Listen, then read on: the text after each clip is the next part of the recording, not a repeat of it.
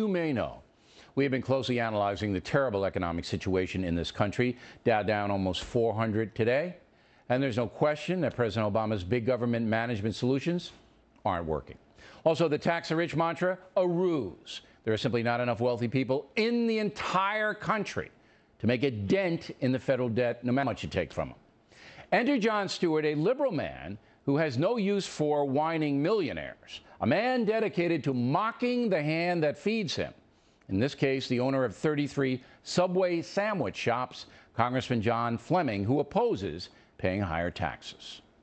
If you go after the higher income earners, you're also going after the job creators. So whatever is cut out of those earnings is money taken out of capital for reinvestment, for creating more jobs, opening up more locations. More locations? At long last, sir. We don't need more Subways. Especially if you're a sushi-eating, latte-drinking New Yorker. But Jon Stewart is not in that category. In fact, he's in a category all his own, kind of like me. But there is, sadly, only one Papa Bear. If you tax achievement, some of the achievers are going to pack it in. Again, let's take me. My corporations employ scores of people. They depend on me to do what I do, so they can make a nice salary. If Barack Obama begins taxing me more than 50%, which is very possible, I don't know how much longer I'm going to do this. I like my job, but there comes a point when taxation becomes oppressive.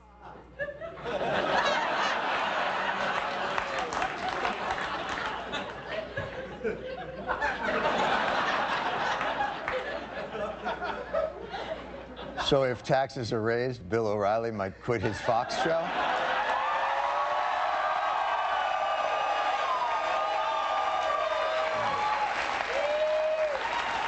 Well, that brings us to our new segment. No. Stop. Bill. Don't. Please. No. I shouldn't poke fun. Bill's just standing up for a shrinking, exploited minority. That's absolutely correct. I'm standing up for Americans with common sense. People who understand that under a Democratic Congress, the nation racked up more than $5 trillion in debt in just 4 years, even as the economy tanked.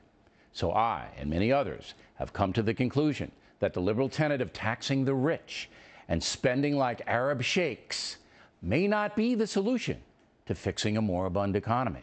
Of course, I could be wrong. At least Ron Howard thinks so. To be honest, I remember on the Andy Griffith Show when income taxes for the upper levels were, as much as 90%, and that's the era that we often look back to with great nostalgia, and it was a time of tremendous growth. So, I'm not averse to paying some taxes to try to help the country grow and help the economy grow. Paying more taxes than you pay right now? For me personally, I believe that it's silly. I'm with Warren Buffett on this one. Now, I do seem to remember Floyd the Barber and Goober grousing about a 90% income tax rate. But it is a myth. The top tax rate in the 1950s peaked at 92%. But nobody actually paid anything close to that. In fact, in 1951, the handful of Americans, we're talking maybe 200, making more than $1 million a year, paid about 62%, onerous to be sure. But in 1962, President Kennedy proposed a big tax cut for the rich in order to stimulate the economy and encourage investment. And the rates have been moderating ever since. Now today, President Obama wants to buck that trend. But even fellow Democrat Bill Clinton knows a tax increase on the rich and corporations will not solve the country's economic problems. Americans lost the fact that whatever you think about this millionaire surcharge, I don't really care because I would pay it, but it won't affect me because I already pay the minimum income because I live in New York. I'll pay more, but it won't solve the problem. That's right, it won't solve the problem. So let's recap, shall we?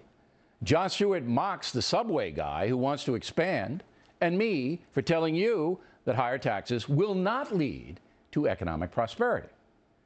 Better tax collection would help the feds, but raising cap gains and the income tax would mostly blunt consumer spending and investment, leading to more economic hardship. Andy and Opie would side with Stewart, I believe, but I think I'd get Thelma and Barney. Either way, I'm right. Plenty more ahead as the factor moves along this evening. We'll take